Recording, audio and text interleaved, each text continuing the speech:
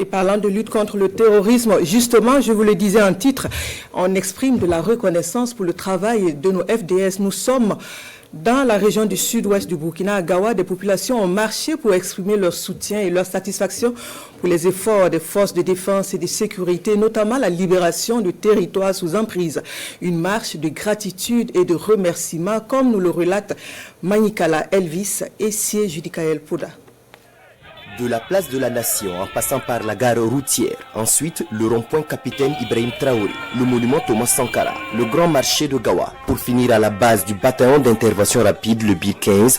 Les marcheurs sous la houlette de la coalition des mouvements panafricanistes du Sud-Ouest ont battu le pavé sur environ 9 km pour dire merci au BIR 15 avec à sa tête le capitaine Panther. Ibrahim Perkouma s'est déplacé de Djigwe, une localité qu'il avait quittée il y a plus de 4 ans et qu'il a retrouvée il y a environ 1 mois. À 2 km de Kamti même, on ne pouvait pas aller.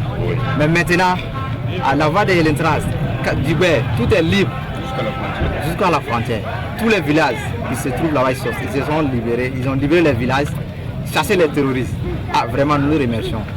Pour ses œuvres sur le théâtre des opérations dans le sud-ouest, le capitaine Panther de son nom de guerre, commandant le BIR 15, est remercié avec ses hommes et partant avec toutes les forces de défense et de sécurité, les volontaires pour la défense de la patrie et les DOSO. Cette marche porte la signature de la coalition des mouvements panafricanistes du sud-ouest. Nous avons remarqué qu'en un temps record, après l'installation du bataillon d'intervention rapide 15 à Gawa ici, donc pour le compte du sud-ouest, en un temps record, un travail a été abattu et la situation qu'on a en définitive, c'est qu'il y a actuellement, mais c'est progressif, on a 78 villages qui ont été libérés et la population réinstallée.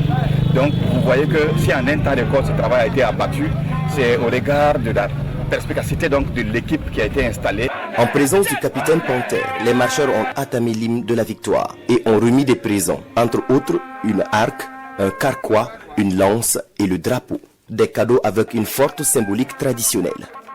Sans patriotisme, on ne va pas aller mourir sur le terrain de bataille. On peut feinter la guerre et se retrouver ailleurs. Alors que nous avons des frères et des sœurs qui sont FDS, qui sont DOSO, qui sont VDP, qui partent livrer leur poitrine pour pouvoir défendre ce pays. Donc vous voyez, ça veut dire que c'est au nom du pays, l'amour de la patrie. C'est pour ça que nous avons donc une sœur, Pauline, qui a offert donc un drapeau pour encore rappeler ce patriotisme et d'ailleurs qui nous a motivés ce matin même à nous mobiliser pour venir dire merci. L'autre élément, nous avons aussi apporté une tenue symbolique pour dire au BIR 15 que ce n'est pas nous on les a installés, mais le travail qui est fait sur le terrain est tellement propre que nous on l'élève au rang du roi. Voilà, au-delà d'être capitaine Panther, nous l'élevons au rang du roi qui veille sur toute la région du sud-ouest. Les marcheurs et les ressortissants des localités libérées demandent la poursuite des opérations de sécurisation avec également d'autres doléances. Ce que nous on demande maintenant au capitaine Traoré, c'est de venir voir les réseaux et la voie qui se mène à Elentra Djigwe, vraiment ranger la voie et les réseaux et réouvrir les écoles.